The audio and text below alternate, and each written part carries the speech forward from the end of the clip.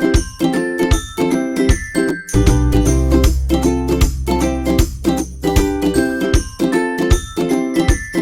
boys and girls, welcome to week 5 of our On the Farm series. I am Candace and today I am so excited to be sharing today's lesson with you. Before we dig into today's lesson, I have a question for you. Is there a place that you love to visit so much that you can't wait for the day to arrive? When I was your age, my favorite place was a beautiful island called Sandy Island. I loved Sandy Island because whenever I would go into the water, I'd open my eyes, I would dive into the water, I'd open my eyes, and I would see all these beautiful fishes. Some were yellow with black stripes, some were pink, some were red, blue, so many beautiful colors, and it was the most beautiful thing I'd ever seen, and I'd always get excited for that day to come whenever we had to visit. So that was my favorite place. Maybe your favorite place might be a park, the museum, the zoo, or maybe you may not have a favorite place, but you may have a thing that you love, maybe a favorite toy, and maybe you'd like to share that with us. We'd love to hear from you. Now, today we're going to begin our lesson. It's taken from Genesis chapter 6, 7, 8, and 9. And it tells us about a man called Noah. Who was Noah? Now, in that day, there were so many people on the earth. And Noah was the only man who loved God and the only man who was being obedient to God. Everyone else was choosing to do so many bad things that it became so terrible that God said, okay, I cannot let this continue. I have to start over the earth. And God decided to share his plan with Noah. And he told Noah, I'm going to start over the earth. But I will save you and your family because you have been obedient to me and you are the only one who loves me.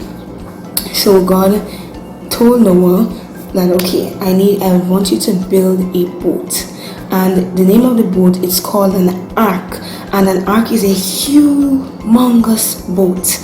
And God gave Noah and his family the instructions, and they all got hammering away until the boat was completed. After the boat was completed, the ark, God then said to Noah, okay, I'm going to send 2 animals, male and female, of every species from all around the earth into your boat. So Noah and his family, they were patient and waited happily until God said, okay, all the animals are in the boat.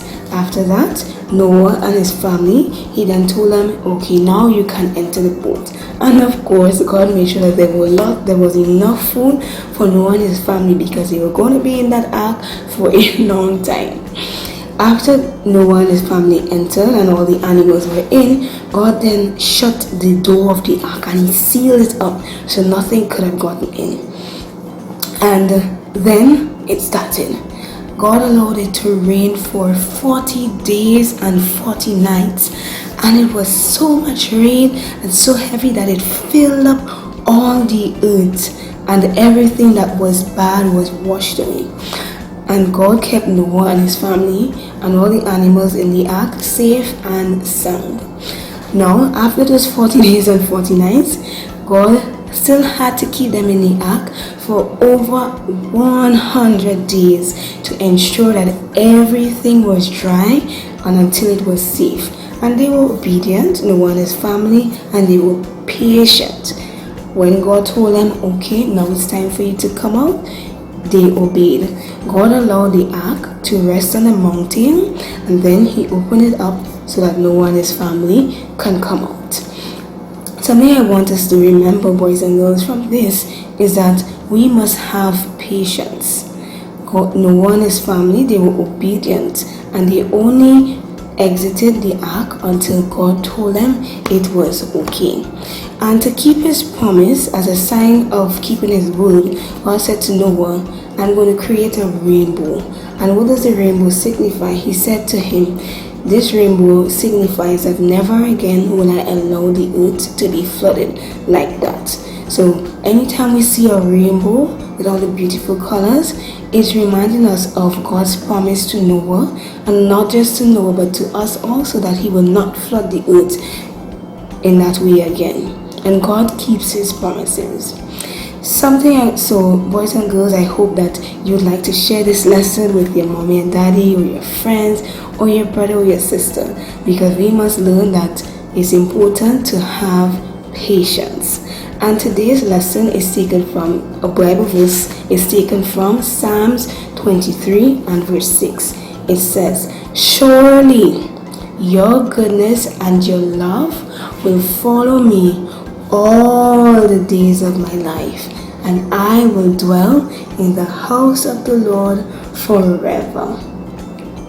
Thank you so much for joining me today with our lesson on Noah, and I want you to remember, boys and girls, that you can have patience. Bye bye.